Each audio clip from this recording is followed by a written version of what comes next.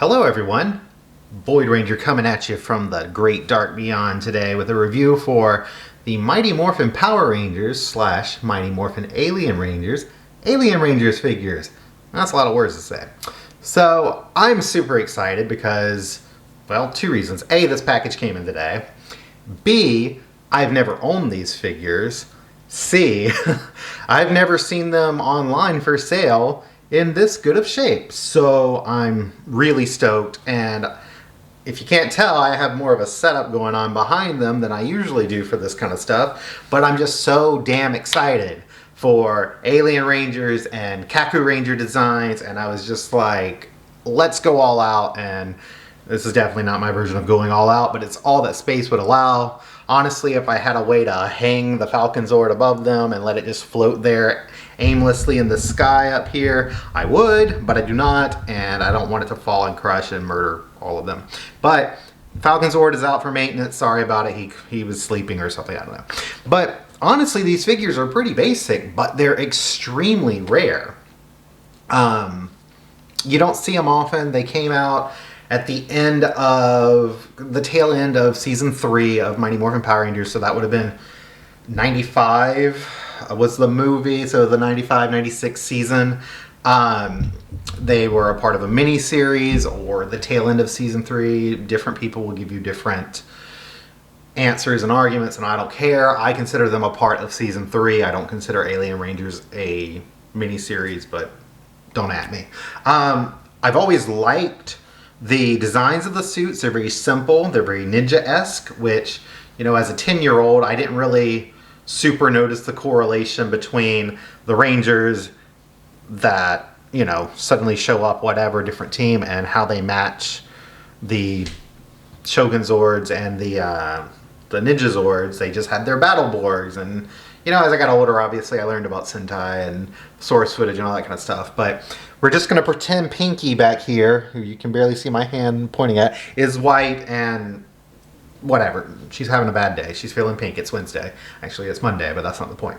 Anyway, I've rambled enough. So the figures, very simple. They're not your standard mold that Mighty Morphin Power Rangers used, which was the same from like 93 to 95, whether it was metallic or an auto morph or whatever. Those figures have that weird bulky chest on everybody, odd proportions. You know what figure I'm talking about. These figures, now I don't have a Mighty Morphin flip head or any of those old figures handy, but these figures seem tiny. They're very small. They're very thin.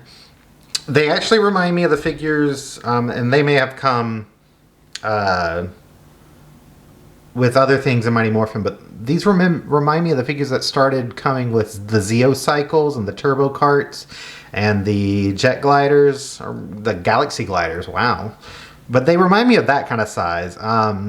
They have this set in particular still has really tight joints. So I'm trying to get the camera to focus on Blue here, but he is avoiding, I guess, that process. I mean, they're sturdy. They stand, for whatever reason, you can't see where I'm pointing, but the front of the review station, even though it's on a flat surface, the backing white is curved, so I had to push them back a bit to make them stand. But on like a normal flat surface, which you can't see me doing, he's standing just fine. But they're all the same. They all have the same posability. I mean, you can kind of see how tight the joints are on him.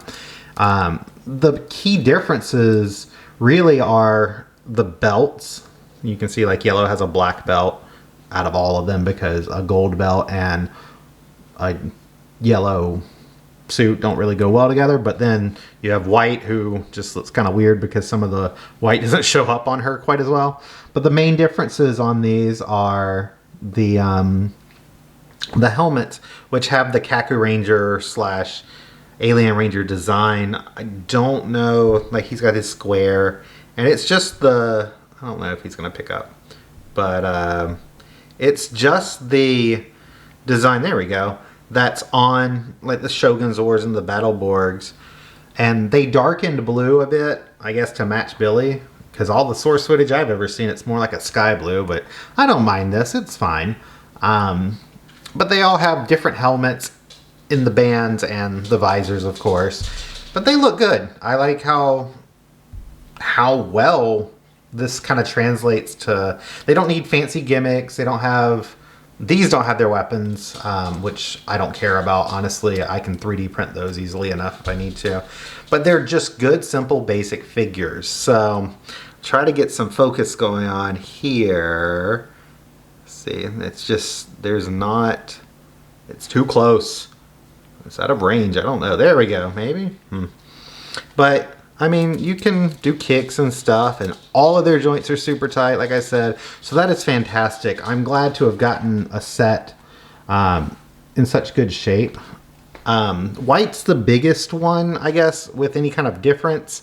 As she was the only female on this team, she has a nice, like, rubber plastic sticker skirt, which is A, here, and B, it seems to have not ever been attempted to be peeled off in any shape or form. So I can kind of adjust it, but I'm hesitant to like really mess with it because I don't want it to ever fall off. Whenever I see these going, I usually see them sometimes for like 25 bucks, sometimes for like 40 because people are dumb. They are rare, but this one will be more yellow than white. And this does have some discoloration, but considering its age, I'm not too concerned about it. And I never see her with her skirt. Like, it's always come off. Somebody's ripped it off, whatever. So this was nice. You can see the differences in her helmet. You might be able to see her symbol, which is, again, very similar to the Shogun Zords and that kind of thing. But she looks good.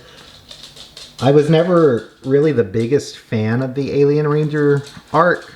I liked them more as guests. So like in Zeo and their little cameo in space. But I did, like I said, I like the suits and all that stuff. So their aesthetic is good. I just didn't really like the whole alien thing. Not that there were aliens was the issue, but the like Aquitar, the water voices, all that kind of stuff. I usually, if I'm rewatching season 3 for some reason, I usually skip their saga. Sorry guys. But then here you got Black. Again, same basic mold. His lightning bolt is white instead of black, you know, and it makes sense. And his triangle is gold, like blue and reds, unlike yellow and black, or white. Ha. I guess they wanted uniformity. Is that a word? I think it's a word.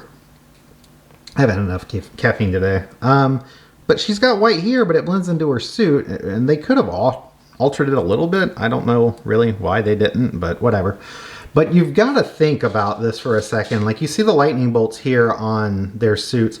How friggin' fortunate for Saban was it that in the season that kind of bridges Mighty Morphin to Zeo, that there's something with a lightning bolt emblazoned on the current Sentai's suit. Like, that could not have worked out any more perfectly for him. Despite Kat and Tommy having to share a Zord because there wasn't a Pink Ranger, the suits actually kind of fit in with Mighty Morphin's aesthetic. All right, well, they're going to fall. We're going to leave them there because, like I said, that surface is a little uneven. And last, you've got Red. Again, he's basically the same. You've got your circle on the helmet. You've got his visor difference. It's not very... I mean, it's not very noticeable unless you really pay attention to it, which kind of falls into that ninja theme to me. I think they did a good job with them. But I do like the like metallic... it's not metallic. The chrome, the gold chrome. Is that a thing? I'm still not sure. On them, and like I said, it still looks good on this figure. But it does kind of help him stand out. So he does look neat. And in Red's case, I actually have the Super Mega Force Red Alien Ranger. I bought it because, well, you couldn't find these damn things anywhere. So I at least wanted one of them. And you can tell, like, it's got that newer Bandai look where he's got super abs and it doesn't really have chrome. But you can see their emblem is supposed to be here, which they're just generic circles on the other ones. But honestly, even though this one is, I guess, technically nicer, I prefer the originals. I don't know. I'm not one for the roided out figures. I mean, this did the job.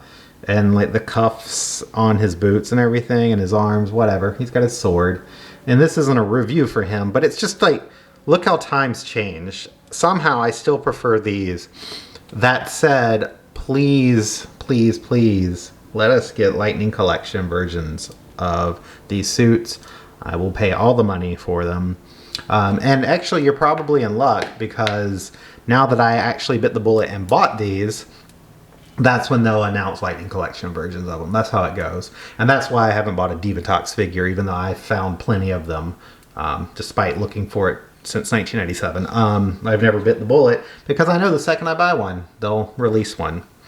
But that's it. I mean, like I said, I just wanted to pull out the old Zords and show them off. And these guys had an accident and, you know, they'll be fine. They just need some water, guys. But it's a good set. I paid $100 for them, which makes them $20 a figure, which is a steal, in my opinion, considering the condition they're in and just how rare it is to find a whole set of them together.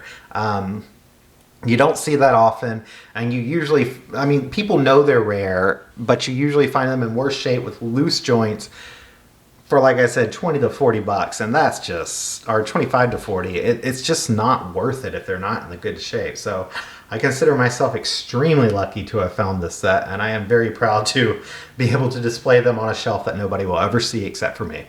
But aside from that, that's really the gist of this interview. What am I doing? This review. I've had a little bit of sleep, can you tell? You know, they tie in well. They still fit in well with their old Zords. They don't scale well. Did you hear my Southern come out? Quite as well with the Legacy Zords because they're tinier, but they look better in my opinion. But, you know, the overall aesthetic still translates. So I just wanted to pull them out to kind of let you see them all together. And on that note, make sure to check me out on social media. Links are, not really links, but my social media names are in the description below. Follow me on Twitter and Instagram, that kind of stuff. Make sure to like, comment, subscribe. And until next time, I will see you later. Bye.